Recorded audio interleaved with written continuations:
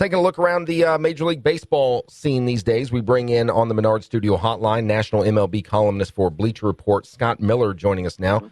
Scott, thanks for the time. Appreciate it. Let's start here. We had a story yesterday. The talk of Bryce Harper maybe not appearing in the home run derby, and it has caused, I don't know if controversy is the right word for it or not, but there's been some people out there that think that with him being the leader in home runs right now, or at least tied with home run leader, that the home run derby would be better with him in it than without him. Some even saying, well, if he's not going to be in it, why bother? What's your take on these guys and their participation in the home run derby once the All-Star break rolls around? You know, it's a difficult question because clearly the home run derby has become popular over the years. It's especially popular with the younger demographic that baseball needs to continue to court.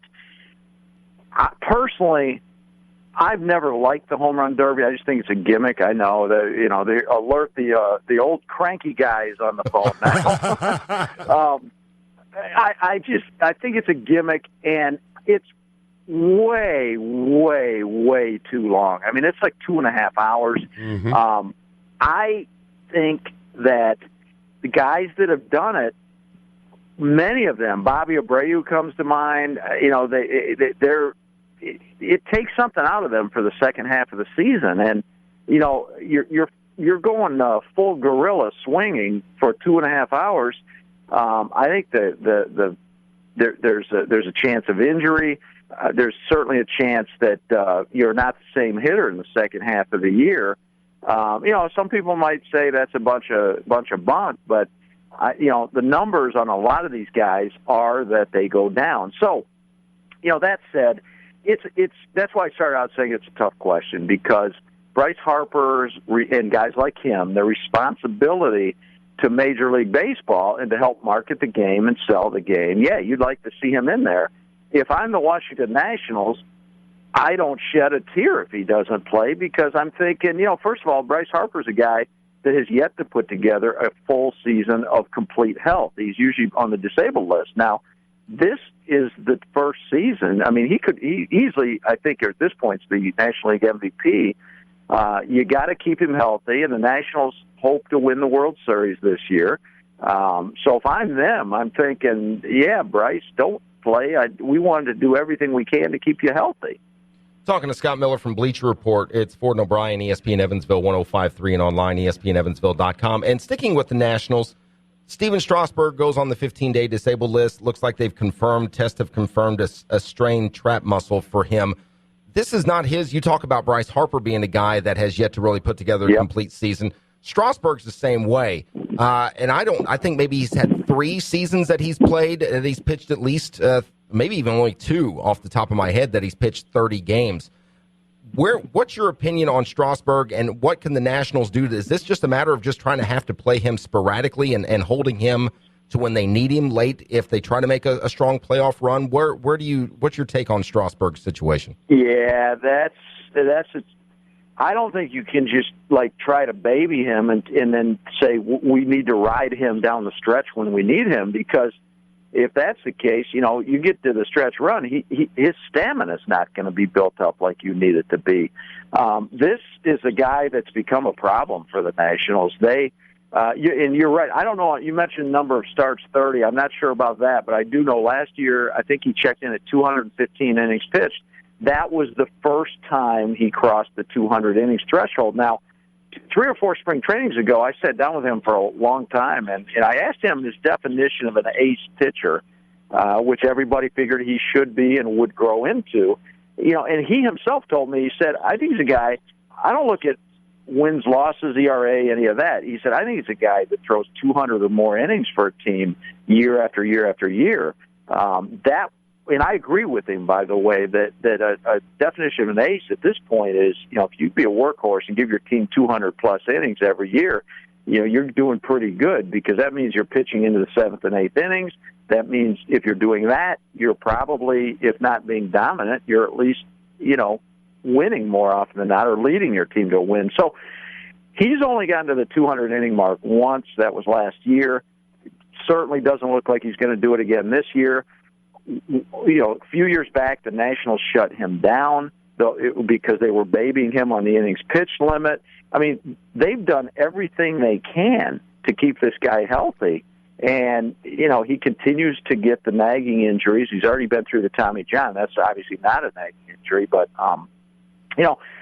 I was with the New York Mets last night, and they're moving to a six-man rotation because they've got 3 kids in the rotation that they need to watch how many innings they throw this year. And they don't want to shut them down, like Matt Harvey and Noah Syndergaard and Jacob deGrom. They don't want to shut those guys down like the Nationals did Strasburg. So they're going to a 6-man rotation. Interesting. We'll see if it works. They hope to do it through the beginning of August, and then they hope to turn their 5 guys loose down the stretch.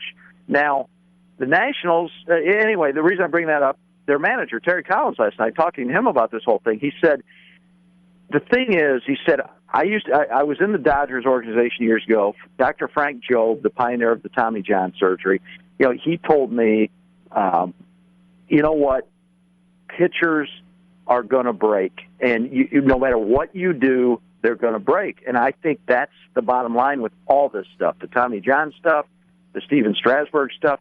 I mean, look at how much the Nationals have tried to basically put bubble wrap around Steven Strasburg, and it's not working. So, he came in with such high expectations, and, you feel bad for the kid. Hopefully, he rebounds, but he's been a disappointment so far, no question about it. Well, you bring up the 6-man rotation and pitchers breaking, more Tommy John surgeries, more of everything. It's a long, grind-out season. Do you see more teams going to a 6-man rotation, at least for, say, like we are now, maybe for the month of July to the end of August or something, trying 6-man rotations? I think a lot of teams are going to be watching the New York Mets over the next 3 or 4 weeks and seeing how this goes, and then through the rest of the year, really. And in baseball, like anything else, you're going to have a bunch of copycats, and I think if the Mets have some success with this, I think absolutely you're going to see some other teams start to do it.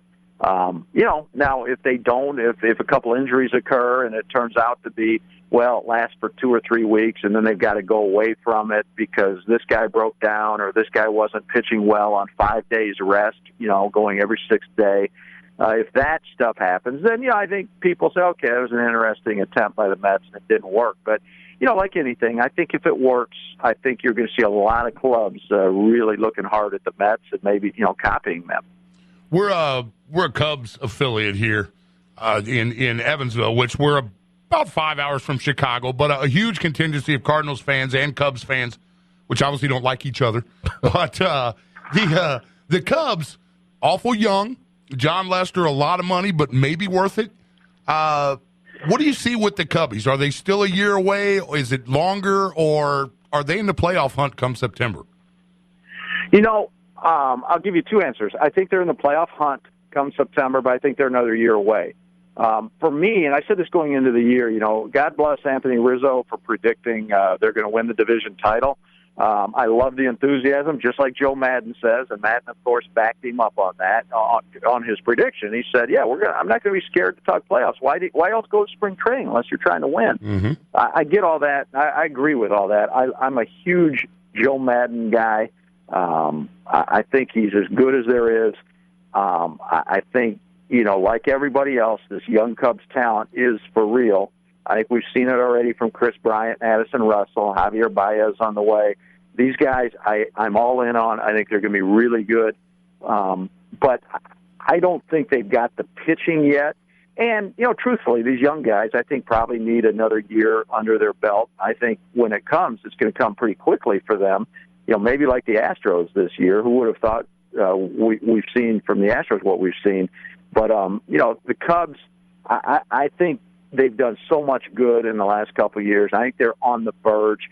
But instead, I think, I'm not going to say they can't win the division at all. I mean, who knows with these guys? But I do think, for me, because of what I mentioned, not quite enough pitching, you figure the young guys are still going to have a few things to learn. For me, a good Cubs year is if they're in the hunt in September, possibly snag a wild card slot. To me, that's about as good as you can hope for. Now, if they go beyond that, there are going to be a lot of people really excited. Scott Miller, our guest on the Menard Studio Hotline. Ford and O'Brien, ESPN Evansville 105.3. Scott, a MLB columnist for Bleacher Report. What's been your biggest surprise so far at the quarter part of the season, Scott? You know, I mentioned the Astros. I think you have to go there. I think the Minnesota Twins, the month of May that they've had 20-7, my goodness. You look up, all of a sudden the Twins, not the Kansas City Royals, not the Detroit Tigers, are in first place in that American League Central. Now, you know, I don't know if they've got enough to continue to do that throughout the course of the year, but I do know, you know, for right now, I mean, you've got to give some props to what the Twins have done. The last time they had a month in which they won 20 games was back in 1991, which, you know, you guys might be too young to remember this, but the 91 Twins won the World Series. Thank you, Mr. Miller. Thank you for putting me young with 91. Yeah. No, I do remember that. Yeah. I'm the old. I'm the old. Get off my. Interesting. Go ahead. No, I was just going to say I'm the old. Get off my lawn guy too. So we're right on the same pattern there, Scott. we're simpatico. All right. So of the Twins and the Astros, and you maybe answered it a little bit there with the Twins, which one has the better chance of sustaining what they've been able to accomplish so far in this early part of the season? You know, I'd say right now possibly the Astros, simply because they built up that big collateral early, the 12 games over 500, and you know, they've got in Jose Altuve, they've got a player that's just about the most exciting player in the game. Dallas Keuchel having a terrific year. He'll be in the, you know, as of right now, he's in the Cy Young conversation. You know, I don't know that the Twins have any individual stars like Altuve and Keuchel, and you know, but on the flip side, the Astros live and die by that home run. Their on-base percentage, their batting average isn't all that great. Ton of strikeouts in that lineup. You know, but they seem to. I like their bullpen quite a bit. They added those veterans like Pat Neshek and Luke Gregerson, and I think that was a good move for them. But you know, who knows? I mean, it's. I think I would say the Astros have the best chance to sustain it as of right now. But you know, then again, I mean, I'm also the guy that says coming out of spring training, we all make our predictions, and you look at how it should go on paper. And you know what, guys, if it went that way every year, not many of us would watch baseball, because it would be awfully boring if we knocked it all out in spring training, said this is how it should go, and then every year it followed script. You know, most of the fun of this game for me is watching teams like the Twins and the Astros that jump up and surprise you. And I mean, I think it'd be great if both of them could continue this into September. Well, the Cardinals, Wainwright out, Adams out, they just keep winning. Does that continue for the Cardinals? Or yeah, you know, yeah, that's what they do, and it's that organization is a model organization. Certainly, the degree of difficulty in winning has gotten greater with that, especially with Wainwright's injury, and now short term with Matt Adams being gone for 3 or 4 weeks. You know, with every one of these losses, you think the Pirates and the Cubs and those teams on the Cardinals' heels, they certainly have an easier path to catching those guys. And the Pirates right now, by the way, I think they've won nine out of the last 11 games, I believe, for the Pirates right now. So they're in the process of making their move. So I think right now these next 10 days are going to be crucial for the Cardinals, because clearly the Pirates are playing very well right now.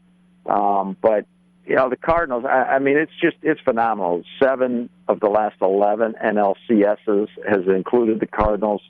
You know, organizationally, they develop their players as well as anybody in the game. They get up to the majors. Those young guys, they don't make as many mistakes as other teams. You know, Michael Wacha is having a great year. So, yeah, I think, as I said, the degree of difficulty has gotten greater with these injuries for the Cardinals. But I think if anybody's waiting for them to go away, you're going to be waiting a long time, because they just don't. Hello? They just don't. Yes, hello. Oh, I thought we lost you there for a minute. That's Oh yeah. They don't go away. Okay. That's Scott Miller, national MLB columnist for Bleacher Report. It was a pleasure talking to you, Scott. Great stuff today. You can follow Scott on Twitter at ScottMillerBBL, and hopefully we can do it again soon, sir. My pleasure, guys. Thanks. And, you guys, I think, are in the right place at the right time. You got the Cubs on your station. They're the next few years going to be pretty good. I would agree wholeheartedly. Thanks a lot. Appreciate the time. Thanks, Cat.